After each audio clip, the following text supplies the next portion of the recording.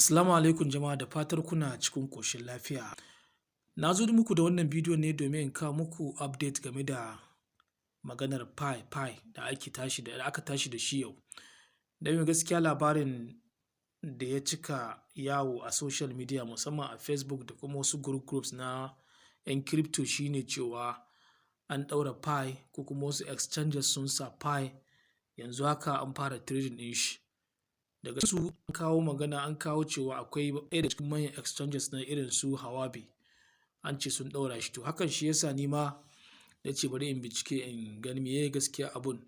So na shiga cikin Hawabi, kun gani gashi ga ta wannan exchange ɗin ta Hawabi ce, ga sunan kawai inda yanzu haka ake kan gashi, kuma ga Pi in kuka diba yanzu na uku ɗin shine Pi, kuma ga logon shi nan.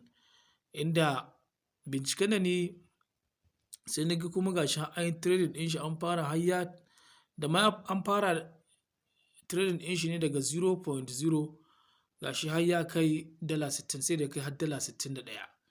Yanzu a halin yanzu da nake wannan bidiyon a wannan exchanger farashin shi yana $43.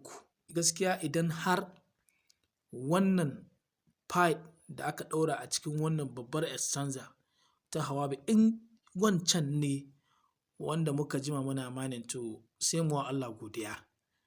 Gaskiya sai mu yi wa Allah godiya saboda abu ne wanda muka daɗe muna jira. Kuma ko da a wannan price in ya tsaya a ce kowane guda yana matsayin $47, to kaga dai alhamdulillah. Dan na san Allah so daga cikin a mutanenmu akwai wanda ya tara ya kai 4,000, wani 3,000, wani 2,000, wani 1,000, wani 800, wani 500, ga sunan dai.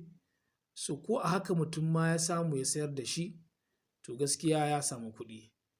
Abinda muke fata a nan shine ya zamo wannan Pi da muka ga an ɗaura a cikin wannan babbar exchanger. Kowa inda kana crypto ka san Hawabi babbar exchanger ce, suke da girma da kuma ake yawan kuma trading na crypto a cikinsu. So gaskiya in dai wannan Pi da muka gani a cikinta in shi ne wanda muke mining, so gaskiya sai dai mu ce alhamdulillah. Duk da yake ɗazu wasu na cewa ai su team ɗin na Pi sun fitar da sanarwa a shafinsu na Twitter cewa su ba su da hannu da wannan Pi da aka gani an so mu ɗaura shi a wasu exchange, ba su bane, ba aikin su bane.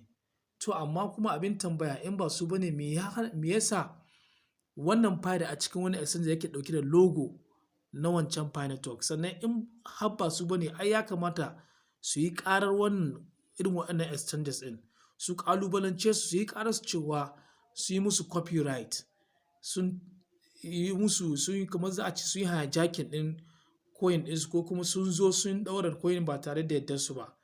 So amma har yanzu ba a hidda wannan bayanin ba. Ko dai menene dai muna nan muna jira. Mu dai abin da muke fata shine Pi network ya tabbata ya zama crypto, a fara trading ɗin shi ga exchanges ɗin na irin su wannan da irin ma Binance da irin su ma Binance da sauransu, wanda mun sani cewa insha Allah idan har haka ta tabbata, so duk waɗanda suka yi mining musamman suka yi passing KYC, insha Allah za su amfana. Abin da muke roƙo Allah ya tabbatar da wannan abun ya shiga cikin exchange a fara trading ɗin shi, mu ma mu zo mu ɗan sayar da wanda muka tara. Na gode ƙwarai. Ina roƙonku idan wannan shine karo na farko da kuka ci karo da wannan channel nawa, ina roƙonku da ku yi min subscribe. Hakan shi zai sa idan na ɗaura wani sabon bidiyo wanda yake ɗauke da wani update, sai ku samu alert wanda zai ba ku bayani dangane da wani batu wanda ya shafi crypto da forex trading. Allah ya sa mu dace.